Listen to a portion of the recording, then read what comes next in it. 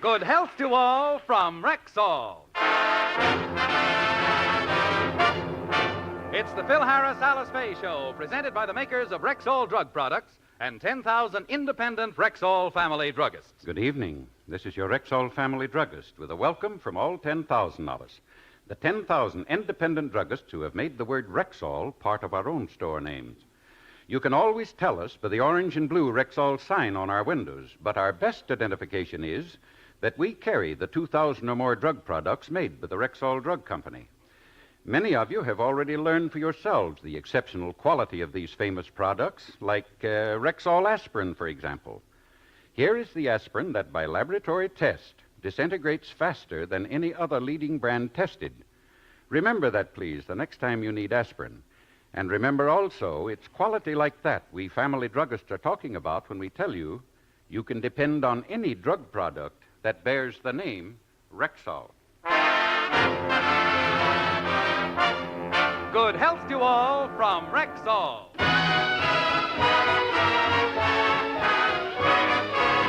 And now your Rexall family druggist brings you the Phil Harris Alice Faye Show, written by Ray Singer and Dick Chevrolet, with Elliot Lewis, Walter Tetley, Robert North, Janine Roos, Ann Whitfield, Walter Sharp in his music, yours truly, Bill Foreman, and starring Alice Faye and Phil Harris.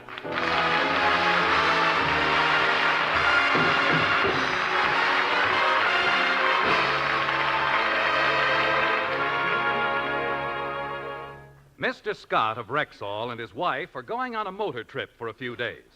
However, they have a very valuable French poodle named Madame Bovary, whom they would like to leave in good hands while they're gone. As we look in, we find Mr. Scott on the phone asking Phil if he'll take care of the dog while they're away. What's that, Mr. Scott? Mr. Scott, we seem to have a bad connection. What did you say? I said I'm taking Mrs. Scott on a motor trip for a few days, and I'd like to leave Madame Bovary with you while I'm gone. Madame Bovary? Gee, Mr. Scott, I'd like to help you out, but I'm a married man. Gee whiz, Alice is a little touchy about having other women around the house. I ain't gonna... Harris, Madame Bovary is a dog. Oh, well, in that case, leave her with Remley. He don't care what they look like.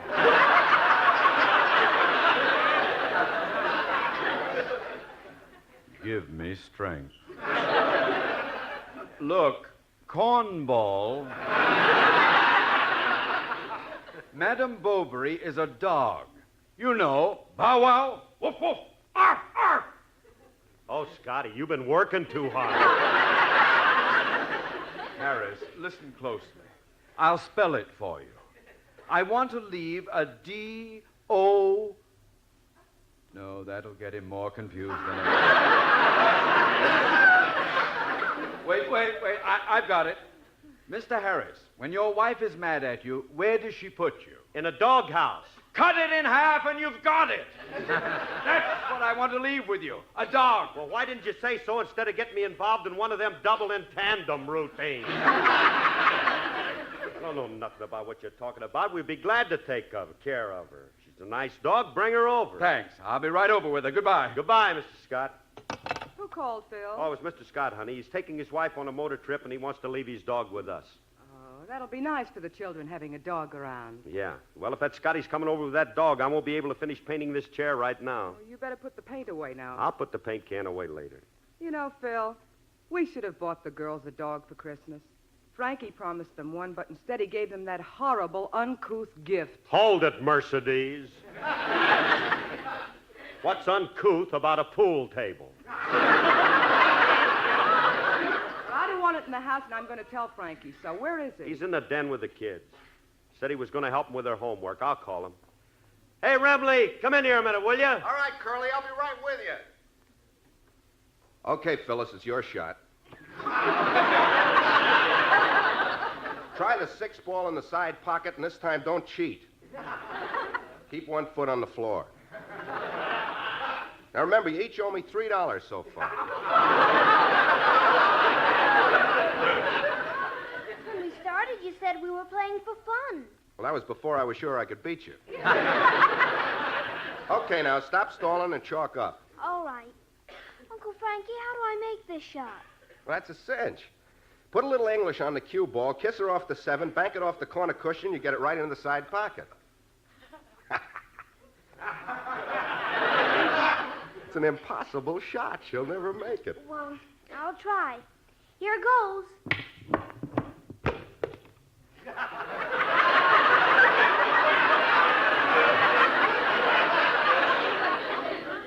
Little wise guy. Well, Phyllis and I won that game. Now it's your turn to pay us. All right. Here's 50 cents in play money. I don't get it, Uncle Frankie. When we win, you pay us in play money. But when you win, we have to pay you in real money. How come? Fortunes of war, my child. Now, if you kids will excuse me, I'll go see what your daddy wants. Curly? Hey, do you want to see me, Curly? I want to see you, Frankie. It's about the pool table that Hold it a minute. That must be Mr. and Mrs. Scott. What are the Scots coming here for? They're going away on a trip, and they're stopping by for a minute. Excuse us, Frankie. Yeah. Hello, Harris. Mrs. Harris? Oh, hello, Mr. Scott. Come right on in. Where's Mrs. Scott? She's at home. I'm picking her up later. Well, here's Madame Bovary. Hiya, Poochie. Oh, she's a cute little thing. Hey, Curly, did the old test tube leave yet? Oh, hi, Scotty. Oh, it's him. Hello, Remley. It's good to see you. Thanks. It's good to see you, too. You're looking fine, Mr. Scott. Well, Mrs. Scott.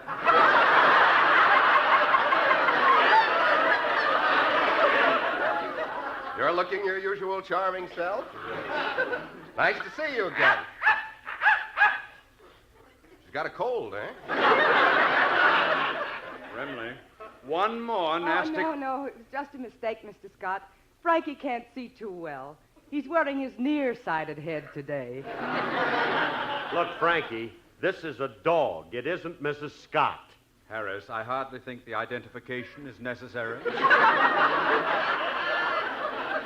As for you, Remley, this is the beginning of a new year. So why don't you get it off to a good start by doing away with yourself? Now, Mrs. Harris, I have to be running along now. Oh, I'll see you to the door, Mr. Scott. All right, so long, Scotty. Come on, Frankie. Let's take this dog in and show it to the kids, huh? By the way, Mrs. Harris, I want to leave this dog whistle with you. Yes. Incidentally, don't think the whistle's broken when you blow it, because you won't hear it, but the dog will. Oh, Mr. Scott, you've been standing too close to Frankie. I know I sound like him, but this is a supersonic whistle, and it's too high-pitched for the human ear, but a dog can hear it plainly. Oh, by the way, Mrs. Harris, yes? I won't be here for the program Sunday, but I'll try to listen in. I'd hate to miss your song. Oh, I'd hate to have you miss it, too, and just to make sure you don't, I'll sing it now.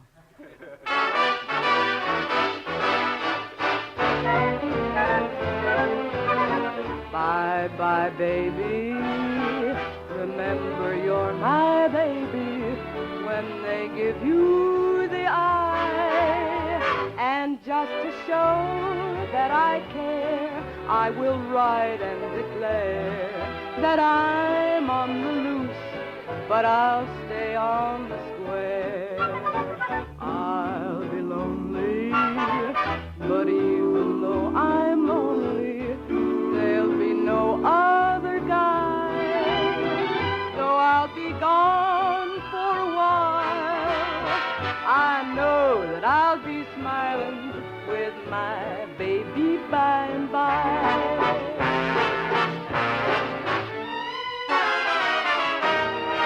Bye-bye, baby. Remember you're my baby when they give you the eye.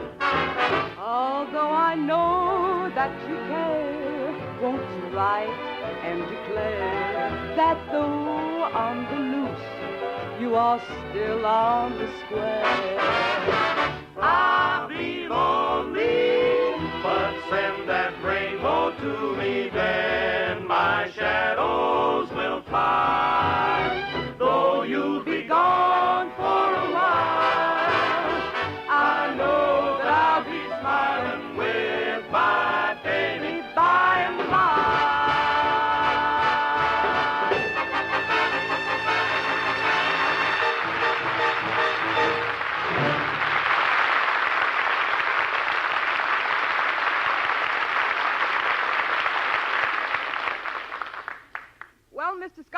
number I'm...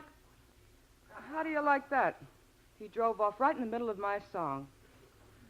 Oh, well, as long as he sends the check every week, who cares? I'd better put this dog whistle in a safe place. I wonder if it really works.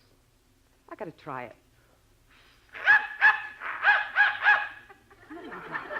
The dog heard it, but I didn't. Mr. Scott was right. It can't be heard by a human being. I'd better put it on the mantel so I'll know where it is. Well, it's 11:45. I'd better prepare lunch. Hey, Alice, where are those instructions that Mr. Scott gave you? I think this dog... Alice! Ah, well, I'll find them myself. I think she put them up on the mantel. Hey, I never saw this whistle before. Must belong to the kids. Wonder what it sounds like.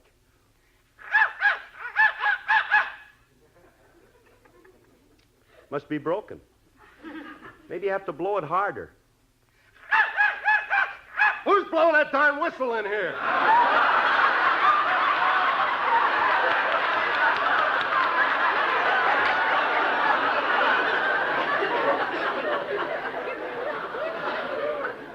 Well, I'm blowing it, but... You heard it blow? Yeah. That's the shrillest sound I ever heard in my life. But, Frankie, the whistle's broken. Look, I'll show you. Cut it out! Stop it! Cut it out! You want to break my eardrums?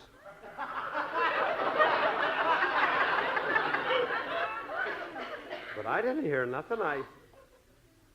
Frankie, my ears ain't working. I must be losing my hearing. Nah, it's nothing serious. Some people are nearsighted. You just happen to be near-eared. This is no time for jokes. Bill, lunch is ready. Hey? Oh, honey, I got awful news for you. From now on, when you whisper sweet nothings in my ear, that's what it's going to be. Nothing. Bill, what are you talking about? I'm losing my hearing, honey. I've been blowing this whistle, and I don't hear a sound. Of course you don't. It's a supersonic whistle. It can't be heard by human beings, only by dogs. Oh. Well, thank goodness I'm all right. I didn't hear it, and Remley said he heard... Remley. What are you staring at me for? Just because I heard the whistle doesn't mean that I... Hi. Hey, Curly, if only dogs can hear it and I heard it, it must mean that I... Take it easy. Take down, Rex. Bill, why is Frankie carrying on so? Alice, I got something amazing to tell you. When I blew this dog whistle, Frankie heard it. Somehow that doesn't surprise me. Honey, don't you understand? What did you say about the whistle? I said a human being can't hear it. But Frankie heard it. So? What do you mean, so? This is awful. If I can hear like a dog, there must be something wrong with me. Maybe you're part Airedale. Don't be a funny man, part Airedale. I'll have you know I'm just as human as anybody. I'll be right in, dear. No!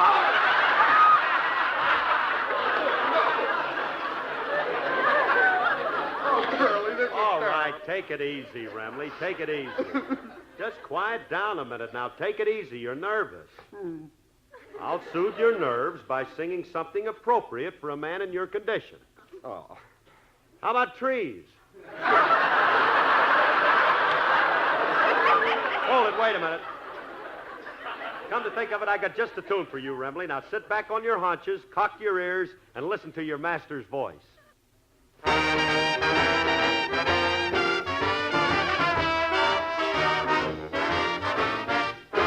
I recommend to every one of you who continue to do the things you do, apply the fundamental and let the incidental go by.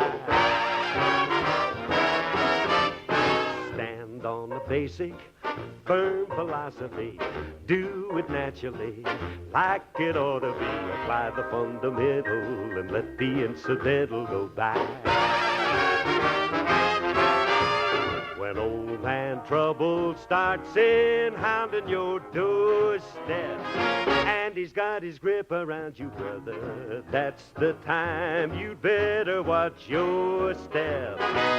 Consequently, I recommend you take this interview and apply it to everything you do, and you will find your knowledge is more than any college could do for you. 'Cause it's only elemental to apply the fundamental and let the incidental go by.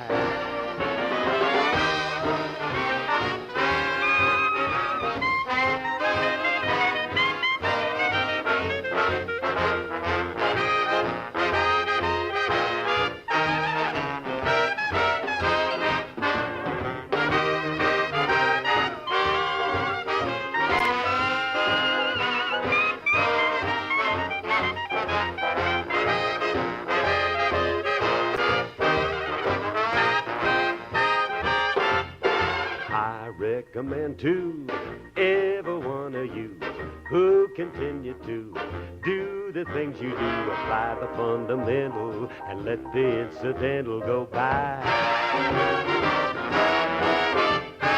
Stand on a basic firm philosophy, do it naturally like it ought to be, apply the fundamental and let the incidental go by. When old man trouble starts in, hounding your doorstep, and he's got his grip around you, brother, that's the time you'd better get more help. Consequential, I beg you take this little interview and apply it to everything you do, and you will find your knowledge is more than any college could do for you.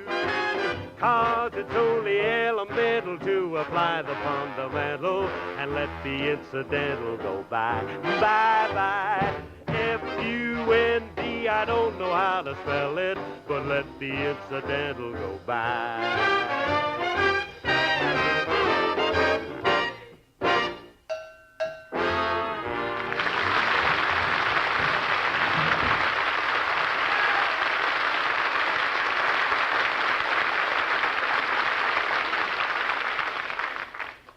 Now I know what's wrong with my ears, Curly.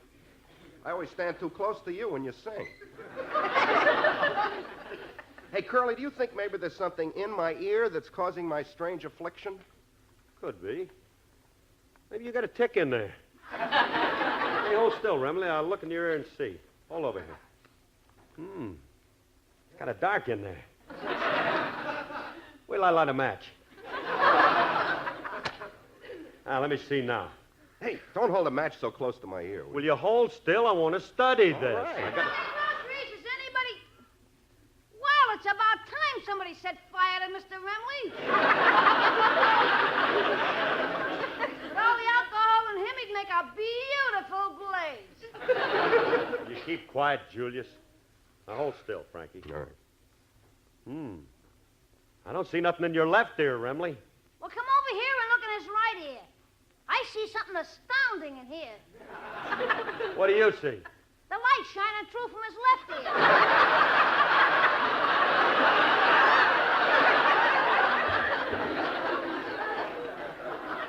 Julius, you can see the light shining through...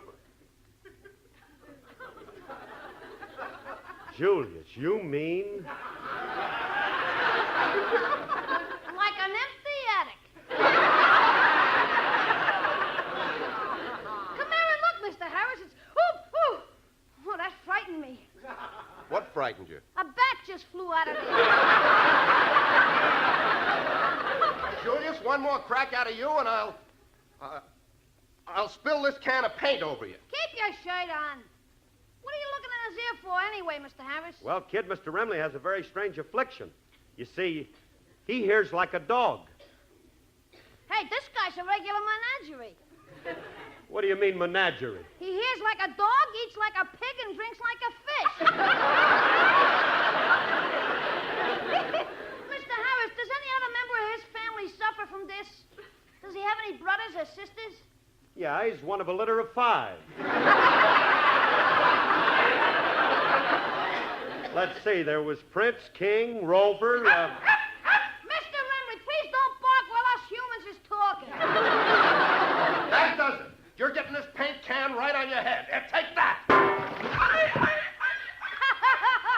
missed me. Oh, Remley, look what you got now. You got that red paint all over the dog. How am I going to explain this to Mr. Scott? How his dog got red? Tell him his French poodle joined the Communist Party. Hello, fellas.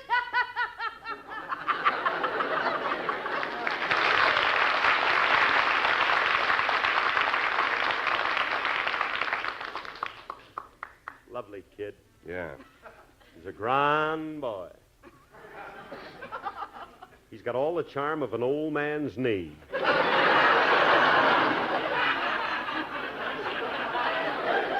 Oh, Remley, now look. Just take a look at that dog. He's covered with red paint. What are we going to do? If Scotty ever sees his dog like this, I'm a cinch to lose my job. Now, we got to get the paint off of her hair. Well, look take at it that. easy, will you? We'll get it off. Oh, sure. All we have to do is you go answer the phone. I'll get All the right, paint off all of the right. dog. Let's see. Where does Curly keep his electric razor?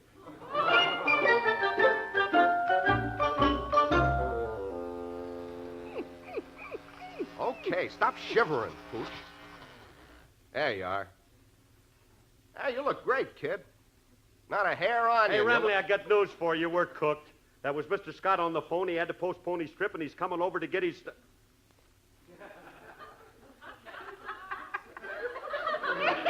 Remley, where'd you get that plucked chicken? That's Scotty's dog. I shaved all her hair off. Oh, no. Oh, a nude French poodle? Somehow she looks indecent. Throw a rug or a kimono or something over her.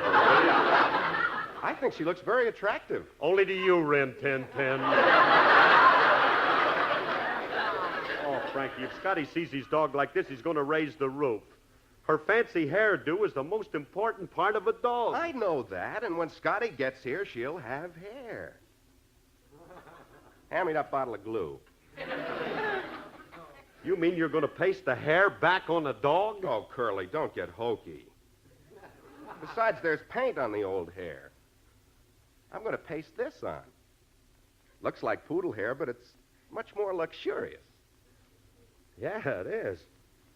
What is that? Alice's Persian lamb muff. I know what I'm doing every minute. Frankie, will you listen to me? You can't do that. It's too late. It's already cut, measured, and ready to fit. Now hold the dog still while I paste it on. Oh, Remley, why do you always get... Well, that's all we got left to do now, and I'll tell you something. We got to hurry, Frankie. Mr. Scott will be here any minute. Now, look, do you remember how her fancy hairdo looks? Stop worrying, will you? I'll put it on just the way it was. You'd better put it on.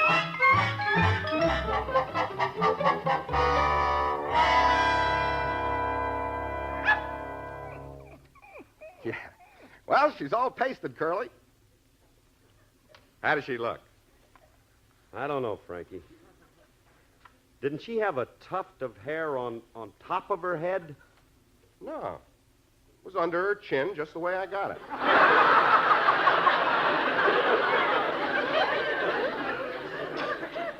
Well, maybe you're right. But is it supposed to be shaped like a Van Dyke? She looks like an ad for Bach beer. I think she looks swell. Notice how deftly I applied these clumps of fur here and there. Gives her a look of studied carelessness. Well, maybe she looks all right. But wait a minute. What's that limp strip of fur hanging down the back of her? Oh, that's her new tail. New tail? Mm-hmm. What happened to her old one? Well, while I was working on her, she kept swishing it in my face, so I glued it to her stomach. Oh, Frankie, this is a sad-looking animal, and I know that Scotty is going to be... Harris, Mrs. Harris told me you had my beautiful dog in here. And I... What is that horrible monstrosity? That horrible monstrosity is your beautiful dog. What happened to her? She used to have hair on top of her head and all along the top of her shoulders. Now she has it hanging from her chin and under her stomach. Turn her upside down. She'll be as good as new. I should have known better than to leave her here with you two maniacs. Come, Madam Bovary, we're going home. Daddy will pick you up.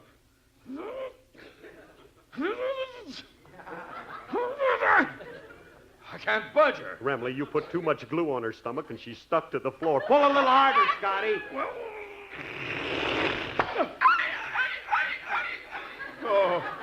Oh, you poor dog. But don't worry. We'll get back at those two right now. Now, wait a minute, Scotty. Wait a minute. Take it easy. Don't sick that dog on us. Dog nothing. I'm going to bite you myself. Oh, wait. Now, control yourself. I can explain. I didn't mean to. Scotty, stop chewing on my leg. Take off your garter, you coward. Oh,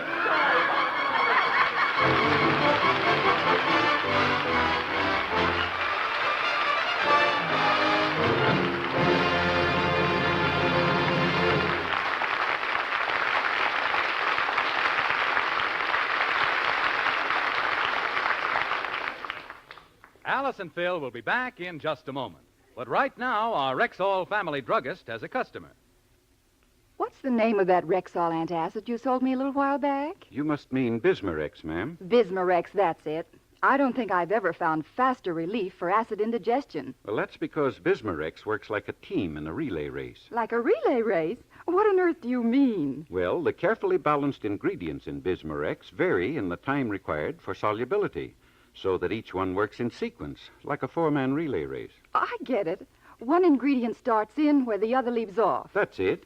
The first man, or ingredient, promptly relieves the heartburn that comes from food fermentation in the stomach. The next one races to neutralize hyperacidity. The third one eases gastric distress. And the finished man leaves a soothing protective covering for irritated stomach membranes. No wonder Bismarex gives such fast relief. Well, ma'am, that kind of quality applies to all of Rexall's 2,000 or more drug products. And that's why 10,000 family druggists will tell you you can depend on any drug product that bears the name Rexall. Good health to all from Rexall.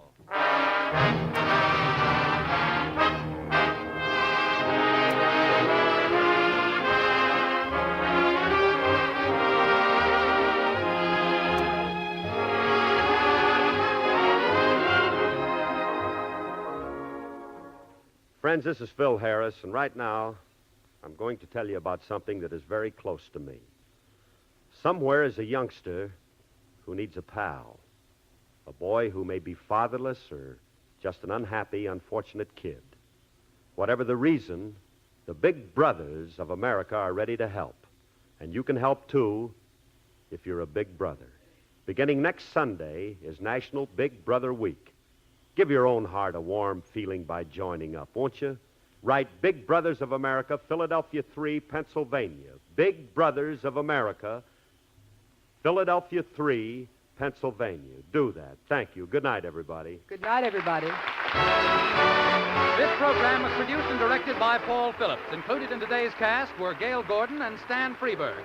Frank Remley was played by Elliot Lewis, and Julius was played by Walter Tetley. Dangerous colds often start with nothing more serious than a simple sore throat. The prompt use of MI-31, Rexall's famous mouthwash and gargle, relieves simple sore throat. Used full strength, Rexall MI-31 kills contacted germs in a few seconds, helps soothe and relieve the minor throat irritations and rawness that often precede or accompany an ordinary cold. What's more, Rexall MI-31 in the full pint bottle costs only 69 cents at any store with the orange and blue Rexall sign on the window. When you ask for it, remember, you can depend on any drug product that bears the name Rexall. Stay tuned for Sam Spade, then Two Great Stars on Theater Guild on NBC.